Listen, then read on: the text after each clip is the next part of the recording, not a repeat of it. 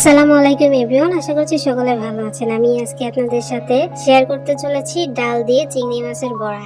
একদম মুখে লেগে থাকবে।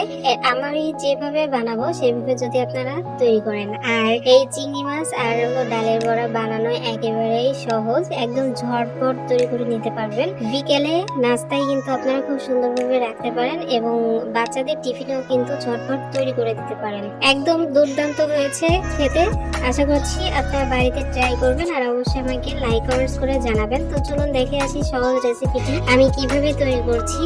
তো চিংড়ি মাছ আর ডালের বড়া তৈরি করার জন্য আমি এখানে হাফ কাপ মসুরির ডাল নিয়ে নিয়েছি মেজারমেন্ট কাপ দিয়ে মেপে। এখন ডালগুলোকে খুব সুন্দরভাবে আমি ধুয়ে পরিষ্কার করে প্রায় 1 থেকে 1.5 ঘন্টা মতো ভিজিয়ে রাখবো।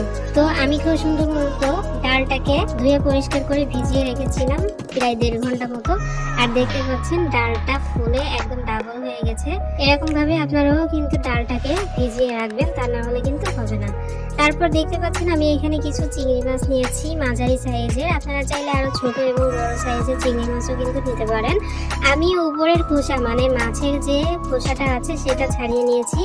একটা মাছের গায়েও কিন্তু চিংড়ি মাছের খোসাগুলো নাই। এখন আমি এই চিংড়ি মাছ আর ডাল আমি শিলপাটায় বেটে নিব অফ ক্যামেরায়। তবে আপনারা চাইলে ব্লেন্ডারেও কিন্তু ব্লেন্ড করে নিতে পারেন। তো দেখতে পাচ্ছেন আমি চলে এসেছি চিংড়ি মাছ আর ডালটা বেটে চলে এসেছি। আর খুব সুন্দরভাবে কিন্তু আমি বেটে নিয়েছি। আর দিয়ে দিচ্ছি এখানে স্বাদ মতো লবণ, অর্থাৎ হাফ চামচ লবণ দিয়ে দিচ্ছি, হাফ টি স্পুন মরিচের গুঁড়া, হাফ টি স্পুন হলুদের গুঁড়া দিয়ে দিচ্ছি। কিছু পেঁয়াজ কুচি করে রেখেছিলাম সেইগুলো দিয়ে দিলাম, একদম ছোট ছোট করে কেটে রেখেছিলাম। তারপর দিয়ে দিচ্ছি কিছু কাঁচামরিচ কুচি। এখানে দিয়ে দিচ্ছি হাফ টি স্পুন আছে আদা বাটা, হাফ টি স্পুনের মতো আছে জিরা বাটা, আর হাফ টি স্পুনেরও বেশি নিয়েছি রসুন বাটা। এখন সমস্ত উপকরণ দিয়ে আমি খুব সুন্দরভাবে হাত দিয়ে মেখে নিব। এখানে আর কোনো কিচ্ছু দিতে হবে না, আর কোনো কিছু দিতে হবে না, ব্যাস এই কয়েকটা উপকরণ হলেই কিন্তু হয়ে যাবে। আর এই উপকরণগুলো কিন্তু আমাদের সবার ঘরেই থাকে অ্যাভেলেবল। তো আশা করছি এরকম নাস্তা তৈরি করা কিন্তু একেবারে সহজ। ঘরে যা থাকবে তাই দিয়েই কিন্তু আপনারা নাস্তা তৈরি করে নিতে পারবেন। তো দেখতে পাচ্ছেন আমি খুব সুন্দর করে মেখে নিয়েছি। আর ডাল এবং চিংড়ি মাছের বড়া তৈরি করার জন্য একদম পারফেক্ট একটা বেটার তৈরি করে নিয়েছি। বেটারটা মাখা হয়ে গেলে চুলায় চলে এসেছি। চুলায় আমি আগে থেকেই কড়াই বসিয়ে দিয়ে কিছুটা তেল আমি গরম করে নিয়েছি। আর একদম ছোট ছোট করে আমি এখানে চপগুলোকে ভেজে নিচ্ছি। আপনারা চাইলে একদম মানে চ্যাপটা চ্যাপটা করে কিন্তু সবগুলোকে ভেজে নিতে পারেন। আমি একটু গোল টাইপের করে নিচ্ছি, ছোট ছোট করে নিচ্ছি, গোল টাইপের ছোট ছোট করে তারপর আর কি ভেজে নিচ্ছি। আর চুলা চালটা কিন্তু মাঝারি থেকে একটু কম থাকবে, খুব বেশি জোরে চাল দিবেন না, তাহলে কিন্তু উপর থেকে হবে কিন্তু ভেতরে কিন্তু হবে না।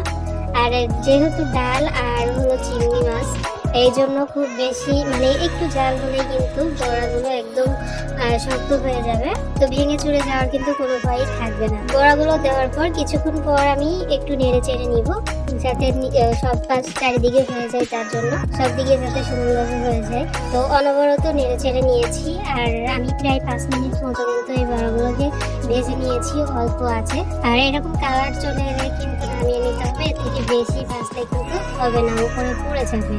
আর এই ভাজাটাই কিন্তু একদম পারফেক্ট আছে, আপনারা এরকম ভাবেই কিন্তু সুন্দর করে ভেজে নেবেন। তো একে একে আমি ভেজে তারপরে আপনাদের সাথে শেয়ার করে দেখাচ্ছি যে কেমন হয়েছে। তো আমার ডাল এবং চিংড়ি মাছের বড়াগুলো কিন্তু একদম হয়ে গেছে, পারফেক্ট ভাবে আমি তৈরি করে নিয়েছি। আপনারা ভিডিওতে কেমন দেখতে পাচ্ছেন আমি সেটা জানি না, এক একজনের মোবাইলের ডিভাইস এক এক রকম ভাবে দেখা যায়। তবে দেখতে কিন্তু মাশাআল্লাহ অসম্ভব সুন্দর হয়েছিল, আর খেতে তো দুর্দান্ত হয়েছিল। আর দেখতে পাচ্ছেন যে উপরে কিন্তু ক্রিসপি আর ভিতরে একটু সফট। তো আশা করছি এটা কিন্তু কোনো ঝামেলার কোনো কাজ না, আপনারা ইজি ভাবে তৈরি করে খেতে পারবেন। খুবই দুর্দান্ত হয়েছিল, অনেক মজার। তো আমি ভেঙেও শেয়ার করে দেখালাম। আর এখানে আমি কিছু ললিপপের মতো আর কি করে নিয়েছি, টুথপিকের মধ্যে আমি ছোট ছোট মানে একটা একটা বল আর কি ঢুকিয়ে দিয়েছি। এরকম দেখতে পাচ্ছেন খুব সুন্দর দেখা যাচ্ছে। আর যদি হালকা একটু সসের সাথে পরিবেশন করেন তাহলে কিন্তু আরো অনেক বেশি মজা লাগবে। আশা করছি আজকের আমার সহজ রেসিপি আপনাদের সকলের কাছে ভালো লেগেছে। নাস্তা রেসিপি কেমন লাগলো অবশ্যই কিন্তু লাইক কমেন্টস করে জানিয়ে যাবেন। সবাই অনেক ভালো থাকবেন, সুস্থ থাকবেন। আমার পরবর্তী ভিডিও দেখার আমন্ত্রণ যদি আছে, এখানে বিদায় নিচ্ছি। আল্লাহ হাফেজ।